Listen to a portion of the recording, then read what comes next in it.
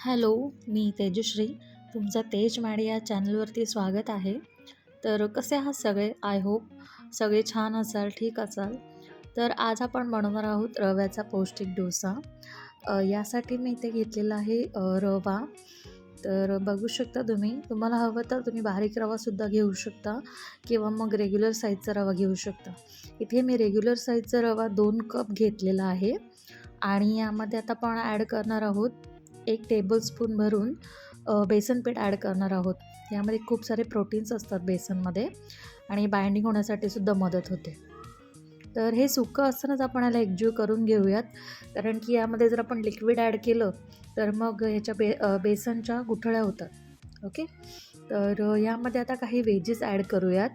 आता मी घेतलेला आहे इथे मिरच्या घेतलेल्या आहेत 2 बारीक कापून आणि गाजर घेतलेला आहे किसून, बघू शकता.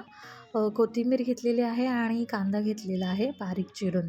तुम्हाला हवं तर तुम्ही यामध्ये आणखीन वेजेस टाकू शकता, जसं की शिमला मिरची टाकू शकता बारीक करून किंवा फरसबी किंवा मटर. आता सध्या सीझन आहे थंडीमध्ये, तर तुम्हाला हव्या त्या वेजेस यामध्ये बारीक कापून ॲड करू शकता. ओके. आता हे सगळं सुकं आपण एकजीव करून घेऊयात आणि ह्यामध्ये थोडं थोडं पाणी ॲड करूयात. तुम्हाला हवं तर तुम्ही यामध्ये ताकसुद्धा ॲड करू शकता, बटर मिल्क किंवा मग योगर्ट म्हणजे दही. ओके. यापैकी तुम्हाला जे हवं ते तुम्ही ॲड करू शकता.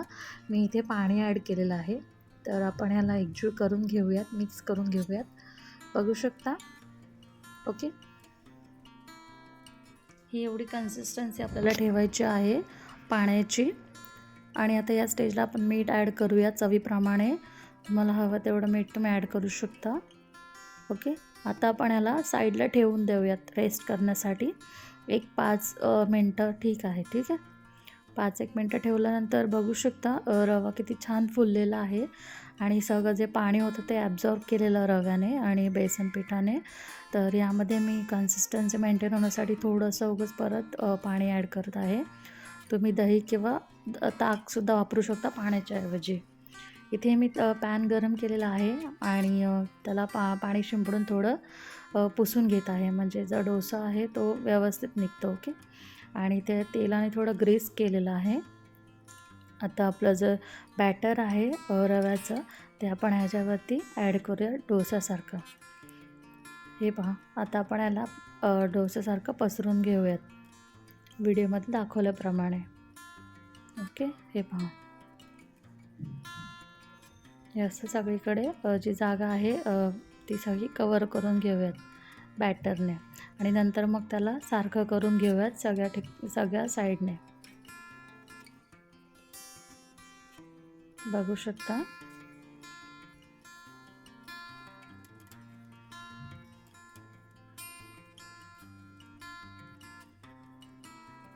आता यावरून मी थोडंसं तेल टाकत आहे डोसाच्या वरती आणि आता आपण याला कवर करून ठेवूयात बारीक गॅसवरती 2 मिनटं. 2 मिनटानंतर बघू शकता बारीक फ्लेमवरती ठेवल्यावर डोसा जो आहे वरूनसुद्धा थोडा शिजलेला आहे.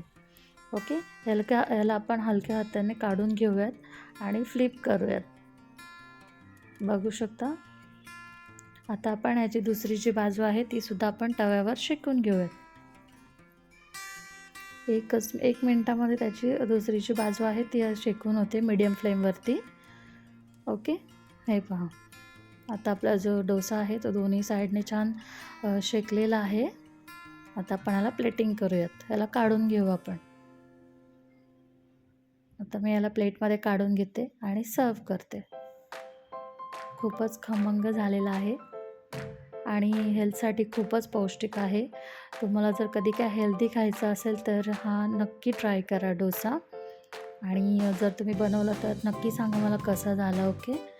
आणि माझा व्हिडिओ जर तुम्हाला आवडला असेल तर माझ्या चॅनलला लाईक, शेअर, सबस्क्राईब करा आणि स्वतःची काळजी घ्या. आपण टेस्ट करूयात कसं झालं तो.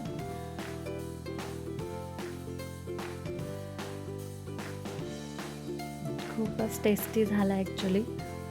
याला मी खोबऱ्याच्या चटणीसोबत सर्व केलेलं आहे. तुम्ही केचपसोबतसुद्धा खाऊ शकता, छान लागतो. नक्की ट्राय करा आणि मला सांगा. Okay. Take care. Bye bye.